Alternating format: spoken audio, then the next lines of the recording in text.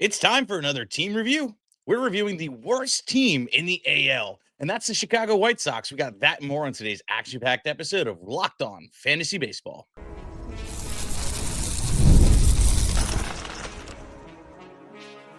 You are Locked On Fantasy Baseball, your daily fantasy baseball podcast. Part of the Locked On Podcast Network, your team every day.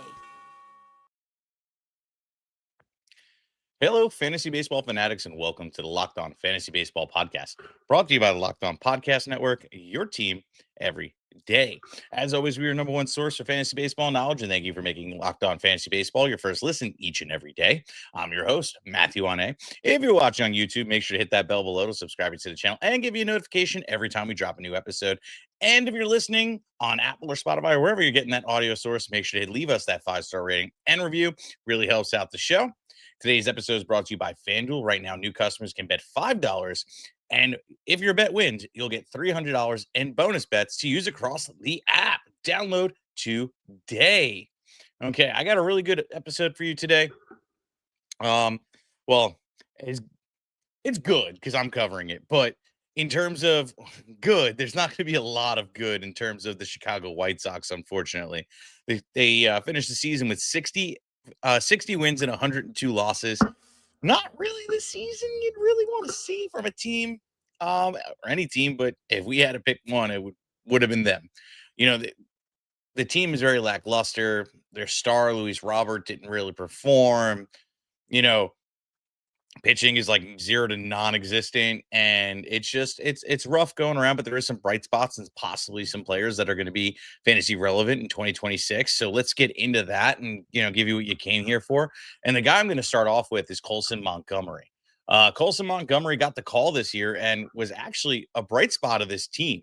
If you didn't manage to get a share of him, I'll fill you in on the blanks here. 255 at bats, 43 runs, 9 doubles, a triple, 21 bombs, 55 ribs, batted 239. Now, batting average is a little ugly, but we'll get into why I think he's going to be better than that. The OBP was actually a 311, slug was 529, and the OPS was 840. So he did his job in a lot of ways, and I like it. And, I'll give a little history before we dive into what exactly he did this season and is it repeatable and what 2026 looks like. Before getting the call this year, he had 233 at bats in the minors across, pretty much AAA. 233 at bats, 30 runs, 10 doubles, 2 triples, 11 bombs, 32 ribs, 4 stolen bases, batted 215. Now, that's not normally him. The previous year in 24, he hit here we go. In the fall league, he hit 313. In AAA last year, he hit 214. He's a mixed bag of tricks when it comes to batting average and total, but I think there's better than 239. I think he's going to be a cold, cool 250 hitter, in all honesty. But a guy that's going to pack a lot of punch. I mean, 21 home runs and 255 at bats. That's pretty stellar. That's an insane pace. You look at Nick Kurtz, who just crushed it and had a similar pace. Obviously, he had more at bats. Montgomery was on pace to do a phenomenal bang up job if he played a full season in terms of power. Obviously, there's going to be a cap in terms of runs and ribs because of the team around him, but that's to be expected because it's the Chicago White Sox. But let me tell you what's repeatable. What are my expectations for 2026 now? Now, you look under the hood and you go, okay, what does he do well? Well, he walks about 8.8% of the time. It's right under league average. I'm not really upset about it. And you see that, but he strikes out way too much for the batting average to be good. Now, again, that's why I say 250. The expected batting average is at 243 on the season. And again, rookie season, I think there's going to be some positive regression, and we'll see, I think, 250. But what I see in terms of power, is it repeatable? Well, here's the deal. Average exit velocity is 89.4 miles an hour. And that's just against fastballs. So there's only so much you can really judge, but fastballs are usually a good key indicator of that average exit velocity being decent, being able to, drive power. But the biggest stuff is the barrel percentage, right? And this is, essentially what is quality contact, right? And how does that translate? Well, if you're making quality contact and you're barreling 14.5% of the time, that is amazing. That is elite quality contact, which is barreling, and is up there with a lot of the big home run hitters now. And then you couple that with a good hard hit percentage. He does that at 44.5% of the time. It's absolutely amazing. Those two together say, okay, the power and the home run pace we saw is 100% repeatable. I like that. The slug was there. The expected slug was right on par. Everything says this kid should repeat that. And I want a little bit of a piece of that. So for me next year, he's not going to be drafted in at top 10 at his position, which is shortstop. He's probably 20, but he's going to be a guy I'm going to be targeting later in drafts to try and capitalize on the power and see if we can have any positive regression in batting average. We can see any positive regression in runs and ribs if Luis Robert can just stay healthy. And maybe they get somebody else in on that might be able to help him out even a little bit more. Ultimately, there's got to be positive regression for this kid. The home run pace alone is something that's going to be interesting to see what it's going to be. But let's move on. Let's talk about Miguel Vargas. Miguel Vargas actually was another one that was a bright spot. Now, he wasn't a consistent contributor to your team week in and week out, but he was one of my favorite people to stream throughout the whole season. And when he was hot, he was hot. And when he was not, he was not. So 504 at bats, 80 runs, 32 doubles, 2 triples, 16 bombs, 60 ribs, 6 stolen bases, batted a horrible 234. Slug was at 401, OPS was at 717, very average numbers, nothing that really blows you away. But hey, like I said, when he's hot, he's hot. He's very, very, very, very streaky. Now, what I think, Miguel Vargas is for 2026. Well, the guy that I'm only going to touch in a deep league, 15 man plus, AL only. That is where I'm pretty much going to start, looking at Miguel Vargas. Anything shallower than that or a mixed league that's, shallower than 15 man. He's not even a consideration. He'll be a guy you pick up if they're hot and then you drop him like he's hot after that. He's only 25. So, I mean, yeah, sure, there could be, another ceiling, but you need to see a lot more from it. Things that I think are working in his favor that, are an improvement from the years past. If you really look at it, right? The strikeout percentage, right? This year, he only struck out 17.6% and walked 9.8, which is actually really solid. You compare that to 2024, the walks went down a hair, but the strikeouts went up. So he struck out 24.1% of the time last year versus the 17% this year. So that's really stellar and big improvement there. And if you do a 3-year outlook on it, he's had this kind of percentage already, but I think that we're going to see a more positive outlook on him in 2026. But in terms of being fantasy relevant, really not. He doesn't do enough in the categories that I think the power is going to really be there at a consistent space, because he only barrels 9.3% of the time and creates hard contact 40.5% of the time. Put those two together, it's a little bit below league average, which means the below league average home run rate 16, 17 is something that I'm projecting him to be. I don't think he's going to be that valuable. So ultimately, like, Miguel Vargas is somebody that we just need to overlook. And again, but let's move on. Let's talk about Kyle Thiel. Kyle Thiel's another one. Got the call last year and is an interesting player. He was a higher end prospect. I forget where, but he was a name that was pretty relevant in prospect circles. He's really just a good baseball player, we could say. He doesn't really knock your socks off in terms of power. He doesn't really knock your socks off in terms of speed and things like that. But, we'll get into that. This season, he played about 78 games, and in that time, 253 at bats, 38 runs, 11 doubles, 8 bombs, 35 ribs, 3 stolen bases, and the batting average is really nice, 273 and such. But under the hood, what can we expect for, the short sample size, and how can we base this off? Not really going to show off power. He doesn't really do it. He makes quality contact below league average at 9.6%. The hard contact is well under league average at 37.6%. So you mix those two together, probably only like a 15 home run guy.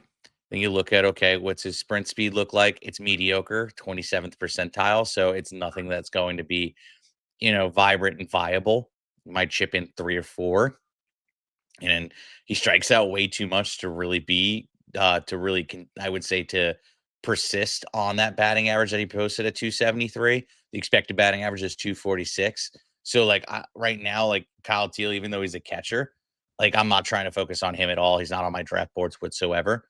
So just like kind of just ignore him and just move on. Like I just don't think there's much value in him at all. Coming up next, we're going to talk about probably the most disappointing player on this whole team, and that's Luis Robert. And that's all coming up right after this.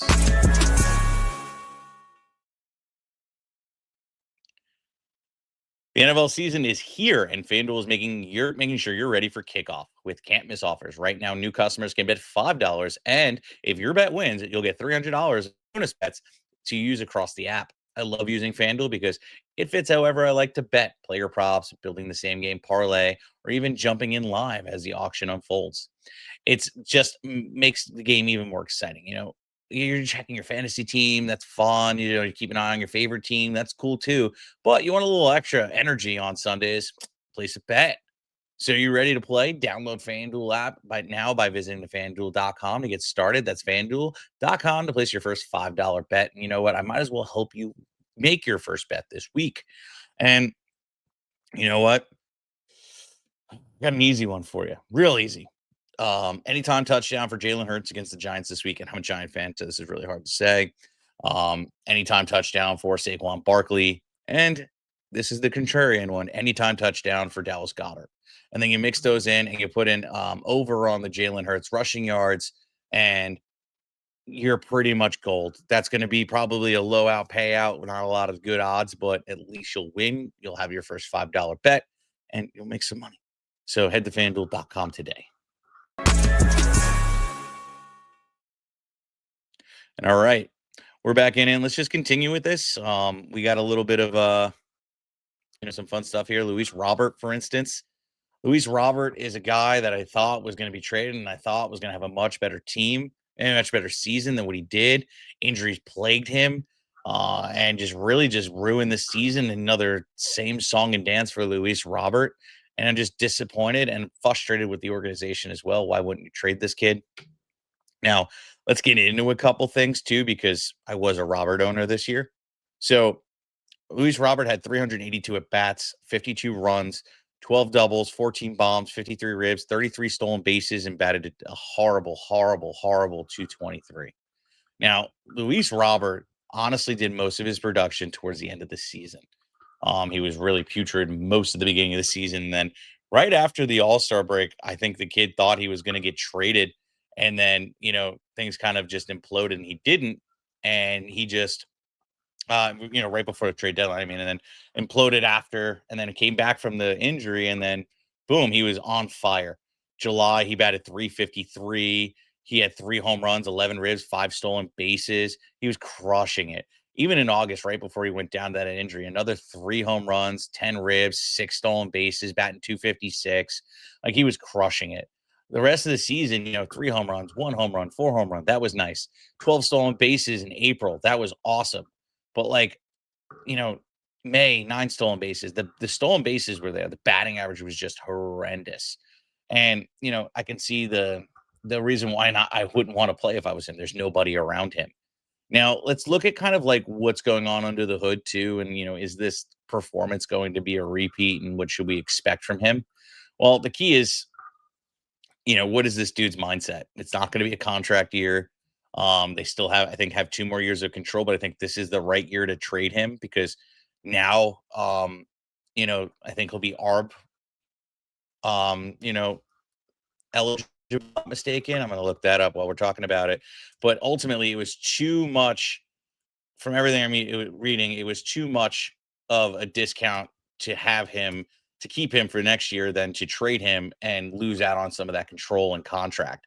So this year might be the feasible one. So looking at Luis Roberts' contract right here, this page will load, and he's an unrestricted free agent in 2020. There's 2 club options in 26 and 27, and then 28 he becomes it. And they only have to pay $20 million over the next for 26 and 27, which is a true discount. That's the key part here. And let's see what happens. I think that this year becomes a year because they're only going to have 1 more year and they're going to be going against the clock and things like that, where I think he's going to get moved now, which, hey, maybe this is like his contract almost. So maybe he performs. Now I'm not paying a top 36 price for him anymore. Like that ship has sailed.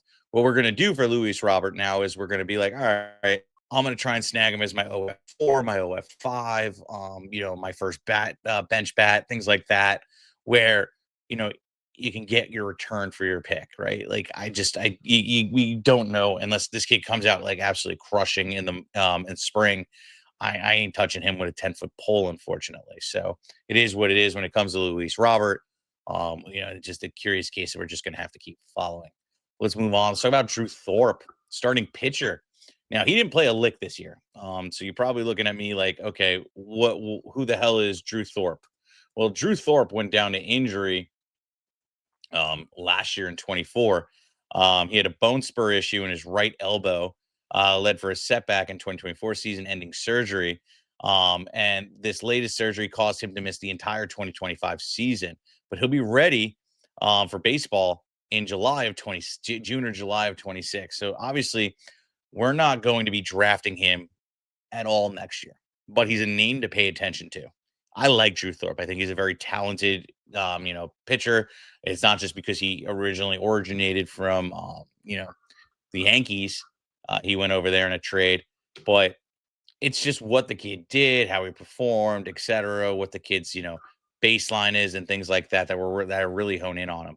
So in 24, he had ups and downs. Obviously, he struggled, and I think that bone spur kind of ate it up. When he first came up, he was actually really contributing to his team.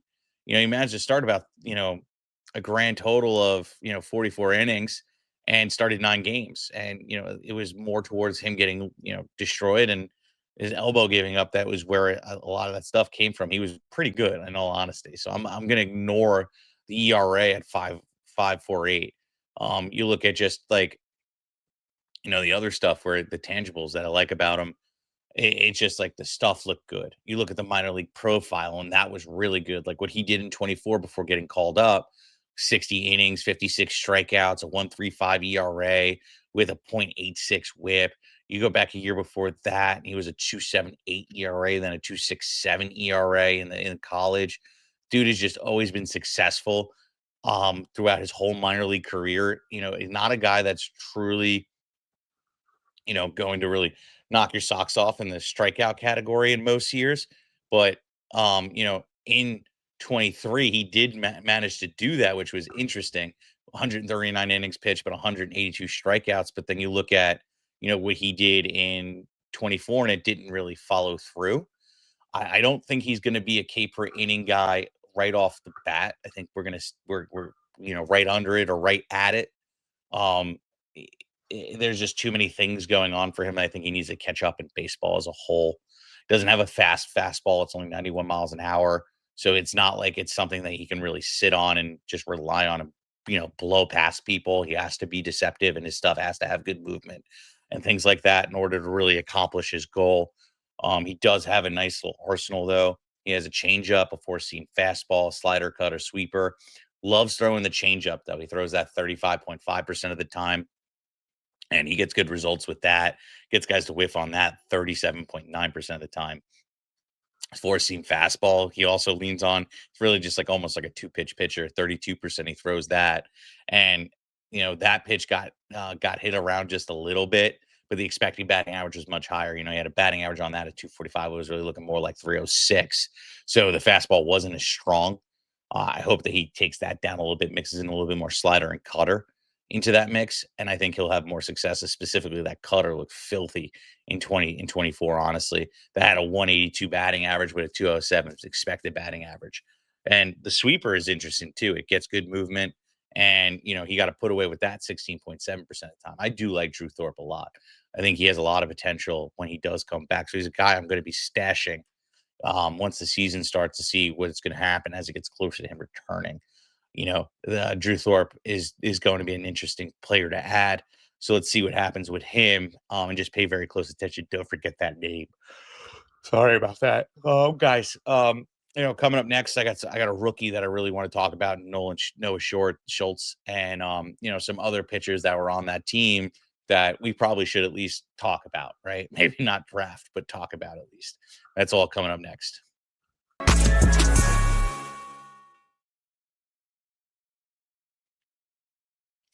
What do you get when you have a bald eagle standing on top of a silverback gorilla riding a T-Rex? Confidence, pure, absolute confidence. Boss. If you're looking for something beyond the usual pill, it's time to meet Rugit. Go long. That's exactly where Rugit Goes Long comes in.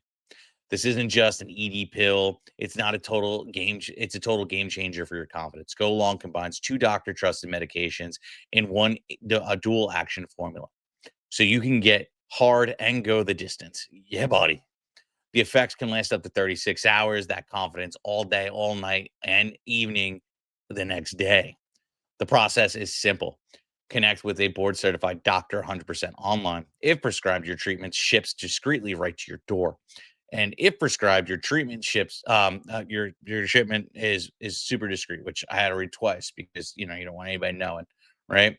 Ready to level up your confidence in the bedroom? Head to Regeet.com and use the promo code locked on MLB for 15% off your first order. That's Regeet.com and use the promo code locked on MLB. Make sure you use a code when you order so they know we sent you.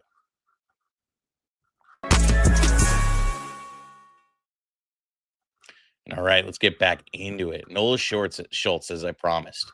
Schultz is a guy that's interesting, right? He's a high-end prospect. I think, let's see where he actually is now. At least last I checked, he was top 30. He's now sitting at prospect. I'll get that later. Somebody hit in the article in the comments, and I'll say what it is. But ultimately, season was telling. He definitely had some negative regression come his way as he got promoted from AA and AAA. 73 innings pitched, 76 strikeouts, a 4.68 ERA, and a 1.67 WHIP. So he really did struggle, but it was mainly in AAA.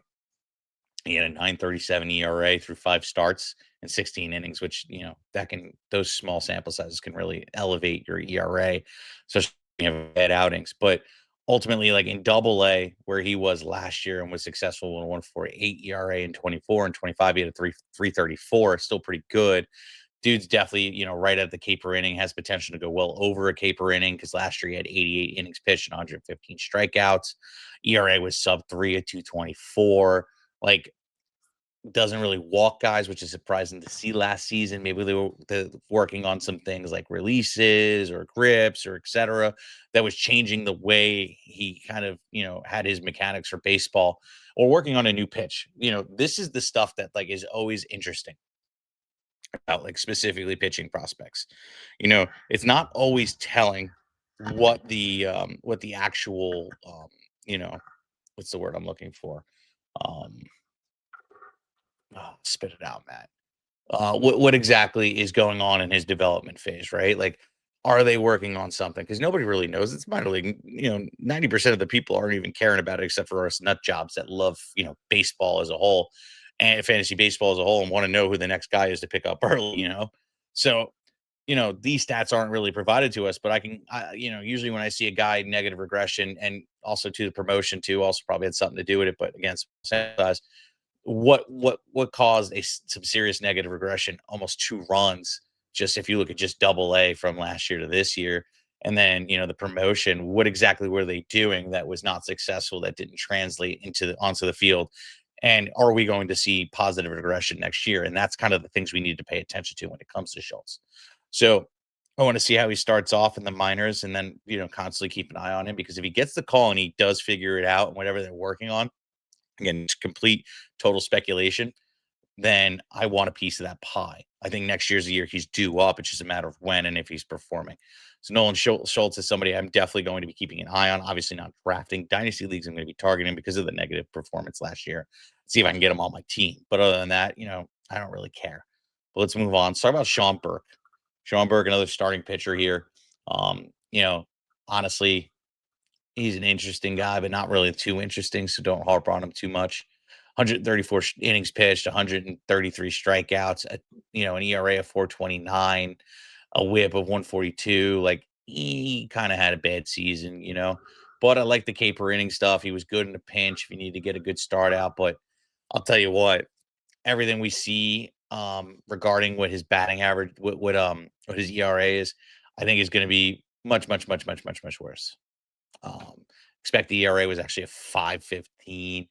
All the underlying stats kind of say it. Doesn't really produce ground balls, only does that 36.1% of the time, allows hard contact 42.7% of the time. Guys barrel against him 10.4% of the time. And, you look at how I translate this towards hitters, right? You're a good hitter when you have really good barrel about 10, over 10%, and you have hard contact to go with it. Well, he's at the league average hitting against him in terms of hard contact and above average on power. Those two together usually make a good hitter, which you allow that as a pitcher, and that's red. And the fact that he doesn't produce ground balls enough also just makes it okay. He can't even bail himself out by getting easy out with the ground ball. Then you look at how often he strike guys out. At least he's getting strikeouts at a K per inning or right under it, 22.3% of the time. That's nice. But when you follow that up with walking guys 10.6% of the time, you're getting yourself in trouble, which also allows you to just constantly leave the opportunity to get exposed and explode your ERA on the week. Sean Burke, we're only talking about him because I need more people to talk about. If anything, this is just um, a warning of do not touch him with the 10-foot pole in fantasy baseball. The only time it would even happen is a streaming option in an AL only league that is 15 plus. That's specific. That Sean Burke is not relevant in any other, kind of league. I am not touching Sean Burke. But let's move on. Let's talk about our last guy here, Shane Smith. Shane Smith, another starting pitcher. He had a decent year on the stat sheet, at least 146 innings pitched, 145 strikeouts, 381 ER, a whip of 119. Pretty decent stats, but let's look under the hood. Because by no means am I really considering him for, a draft next year unless I'm in a deeper league. But at least, hey, we might be able to say that, right? Expected ERA says 4.02. Okay. He's a deep league play anyway, so this is the kind of garbage you have to deal with anyway, right? The expected batting average against him, though, is pretty nice, 238. I'm actually really not mad about that. He does have a fastball that is 95.7 miles per hour, so he can lean on that at times with the power behind that. So he can make up for, maybe his pitch is not moving as much, but he gets good movement on his pitches this year. So this is good stuff. His fastball seems to be his best pitch. You look at the average exit velocity, that's a little bit rough because that's the kind of contact that they're making off that fastball, and it's at 90.3 miles an hour, which indicates with that he's probably getting lucky in a lot of ways, and that's why I expect the ERA is higher. He doesn't get guys to chase, but it is what it is when you're getting guys to strike out 23.5% of the time. He gets guys to whiff a lot because of that fastball, 27.7% of the time. He doesn't allow barreling, which is actually on an elite level, in my opinion. Not super elite, but pretty, I wouldn't say elite, but on the cusp, right? 6.7%. That's not really giving up hard contact, but not giving up quality contact, but he gives up hard contact 45.4% of the time. So when they get quality contact, they're able to hit him hard, which could lead to blow up games, which is hence why the ERA is at 381 and the expected ERA is higher. And you would hope that with this kind of combo, you produce more ground balls for easy outs. And he's only doing that at 41.1% of the time.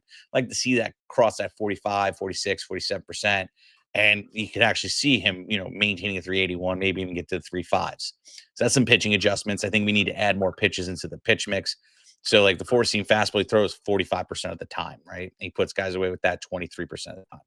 Changeup he throws at about 16.8% of the time. And damn, that's fast, 90 miles an hour. Maybe slow that down just a hair. So you can really throw people off a little bit more than, a 6 mile per hour dip will make a difference. In all honesty, if anything, it's just fastball and slow fastball. But the batting average results against it were actually pretty solid. Four seam fastball had a batting average of 198 against it. Expected batting average against it was 211. The changeup did well, even though it was not as much as I'd like to see on the pullback.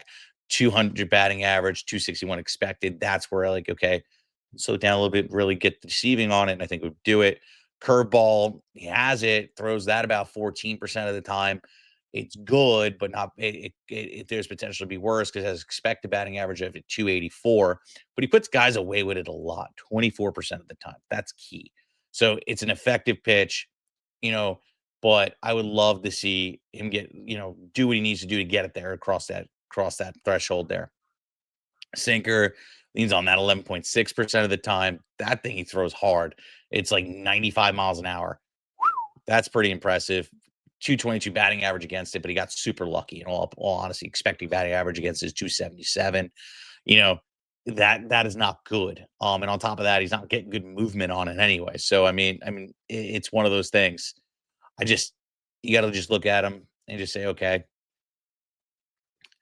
we need to work on a few things. But Shane Smith, at least, is a deep league play, is where I'm getting at this. I'm just kind of filling you with some serious stats here. I'm getting real nerdy, but ultimately, Shane Smith, deep league play, 15-man league, is where I'm considering him in a draft. In terms of shallow leagues, no. Streaming option, yes. We'll see where that kind of brings us and see how he's performing. But right now, unless I'm seeing some serious movement and changes in his pitches and we're getting better on the off speed and breaking balls, then that might change my mind on him. But right now, Shane Smith isn't getting enough done that I think, if anything, we're going to see the negative regression towards the 4 ERA, and somebody I'm just not trying to have on my teams except for in deeper leagues. Guys, thank you for hanging out with me today, and thank you for making us your first listen each and every day. And for your second listen, make sure to check out the all-new Locked On MLB Game Night, every game, every night, all season long. Get your local analysis on a national scale. Find MLB Game Night on Locked On MLB YouTube or wherever you listen to your podcast. Peace out, guys.